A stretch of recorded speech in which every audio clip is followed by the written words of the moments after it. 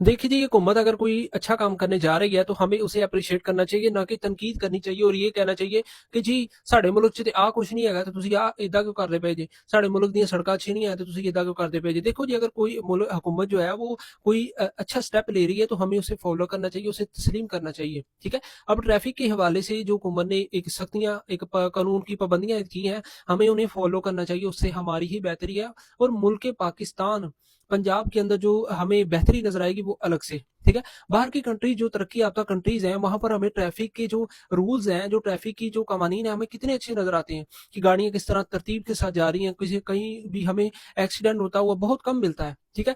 लोग एक दूसरे से झगड़ते नहीं है, गाड़ियों के एक दूसरे से टक्कर होती है मैं कभी नजर नहीं आती। तो हमारे मुल्क पाकिस्तान में देखने के लोग एक दूसरे के ऊपर गाड़ी जो है ना उन्होंने चढ़ाई होती है, मतलब थोड़ा सा भी वेट नहीं करते, सबर नहीं करते कि हम थोड़ा सा दूर होकर खड़े हो जाए गाड़ी के, बिल्कुल नजदीक लाकर गाड़ी खड़ी करते हैं, ठीक है। तो ये हमारे फायदे के लिए हमें इन्हें फॉलो करना चाहिए, इसे तस्लीम करना चाहिए।